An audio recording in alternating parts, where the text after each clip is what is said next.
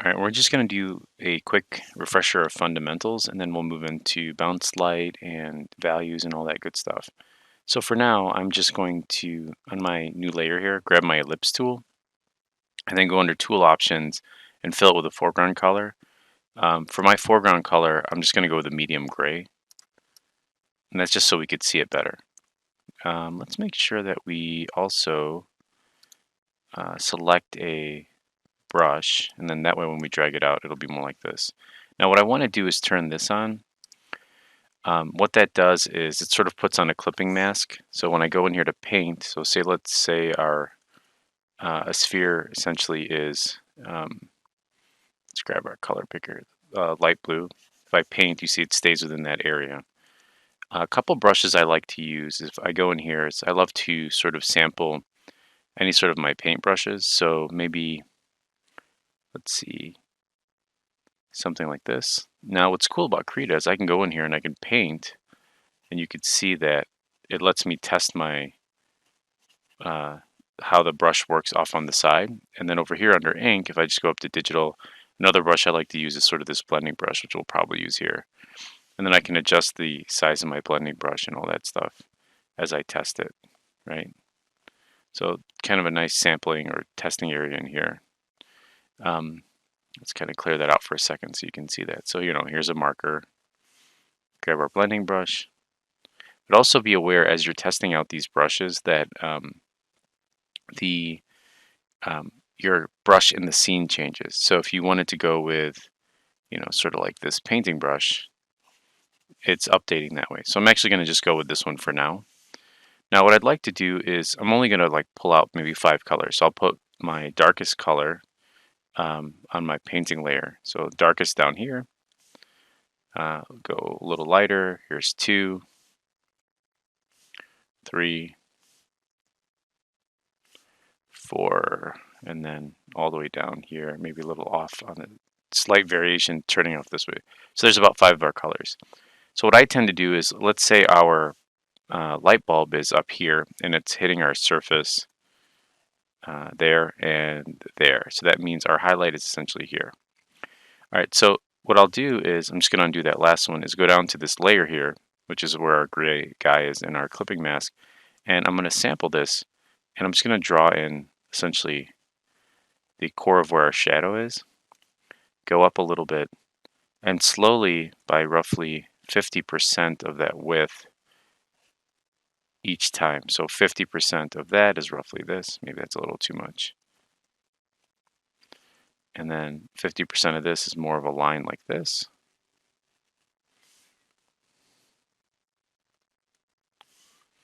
And then this one here,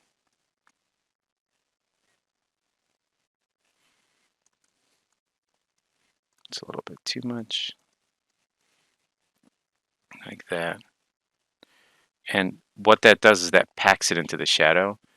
And so there's our 1, 2, 3, 4. And then for this, we're just going to fill in a huge chunk of this top piece. And what I do is I'll hold control if I'm noticing that the gradation is too sloppy. So something like that. Notice that I want a uniformity across, and I'm not doing that. So I do a fair amount of cleanup as I go through. Let's clean this up as well. So there is a nice gradient, essentially alla prima style, right? So now you could say, okay, well, now I've got these, what do I do? Well, there's a brush, as I mentioned earlier, that I really love, and it's this blending brush. So if I expand my presets here, it shows all of my brushes. If you don't see it, you have to click this little guy here. And then we go from paint to digital, and I just grab this one here. And as I mentioned, you'll notice as we go through it, it blends the edges for us. Now what I do is I set this opacity fairly low, but I make the size pretty big. And now I just kind of dab it and sort of go in a circular motion. And you'll notice, make that a little bit bigger, it does kind of a nicer blend for us between those two. Might be too big. And I just sort of work it little by little. I leave the hint of a line in there at first, and then I go back and rework it. Because what it's doing is it's sort of blending out the two colors. So just lightly tapping, just working that together. And what you'll notice is you start to get a nice blend between it, or a nice gradient essentially. And my stroke is sort of, notice I'm up and pulling in. So you can see here, if you like squint your eyes a little bit, that you're getting a nice blend between those values. Okay, what I'm going to do quickly in my background here is I can actually just click the front of my nib, and I'll just grab like this paintbrush or something, and let's unlock our background.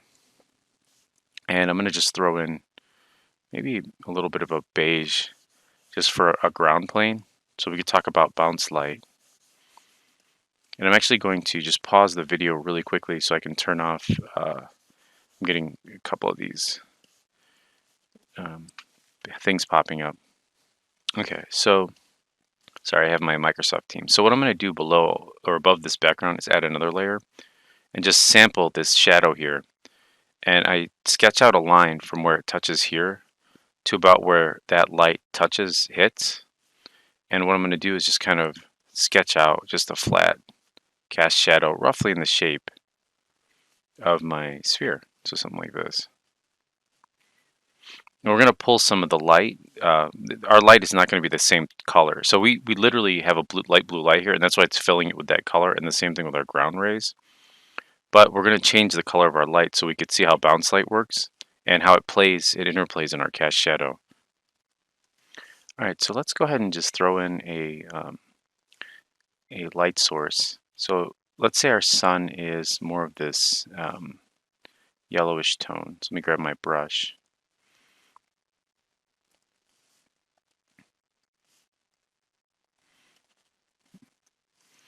And the sun is going to be a little bit brighter. Now, one of the biggest misconceptions is that, okay, if the light's hitting it here, it's just going to be this color. And that's not true. What happens is the light travels and it loses a little bit of its intensity as it bounces, right? So here's going to be where essentially where our core shadow is going to be there. And so as this light bounces up, it's going to hit the surface of our sphere at these different angles. So something like this. And it's also going to hit and affect the way our shadow looks and as it gradates towards this way. So I'm going to hide that layer for a second, and then let's go ahead and just start to block this in a little bit. So one nice little trick is, and you can play with your own opacity on this, I tend to go a little strong at first, is it's really the same method as this, right? So let's go ahead and just zoom in a little bit on this down here. So with my brush, I tend to just notice that the point that it's hitting the most is here, and then it pulls into this part of our shadow, which is like our ambient occlusion is going to be down here, and we're going to paint that on a separate layer. So our strongest point is here, right, where the most bounce light is bouncing into our shadow and coming up. So all we do is, same as before, we start off with our darks and we work down to this highlight, and then we're just going to do a simple blend. So very tiny, a little amount going this way. That's really all we need. A little bit less in here, a little bit more in here, all the way leading up to the hot spot. Now, as I mentioned, this is pretty deep, right? Like it's a lot to work with essentially. Like your bounce light is never going to get this intense, but if you're working off a photograph, you can kind of compare the luminosity from there.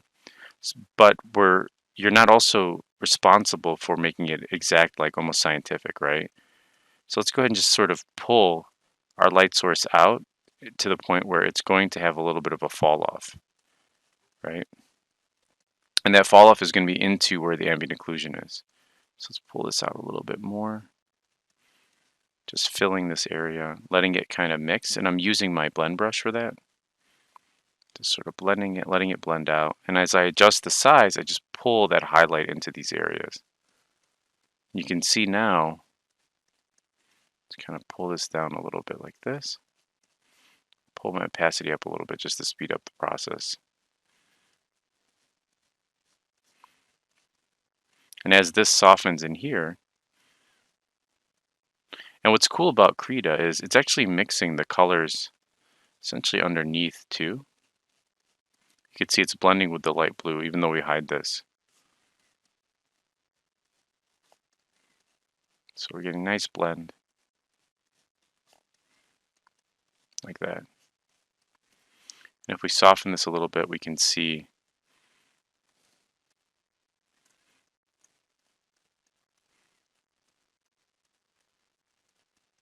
nice little fall off. I'm going to grab my brush again and just grab my eraser and just clean up a little bit of that overhang.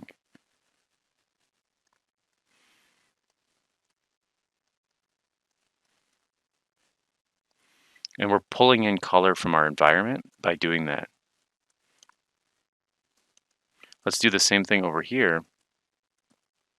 But with this one, we can just grab the same color, grab our brush, throw a little bit going this way, and then grab this guy again and just pull it in, pull it over. Now you can see we get a little bit more.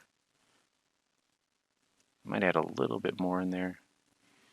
Wasn't enough paint essentially.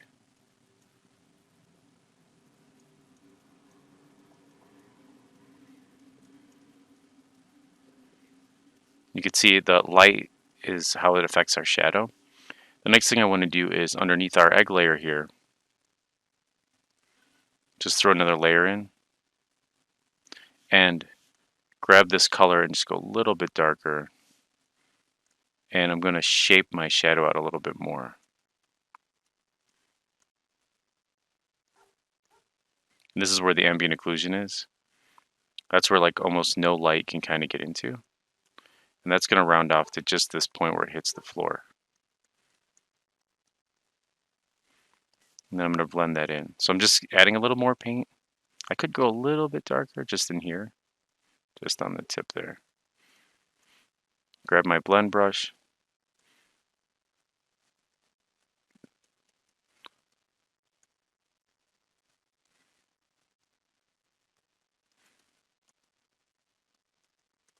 I'm going to zoom in a lot.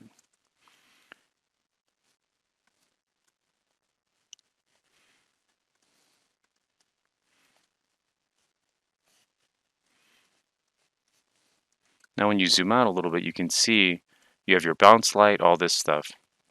Now our terminator, which is essentially here, could be a little bit stronger, right? So I could go back into my initial egg, grab this, just go a tad bit, grab my brush, and just very lightly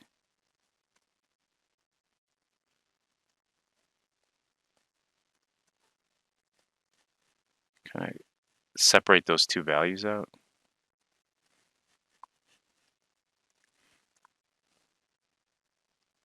And just kind of blend those a little bit more.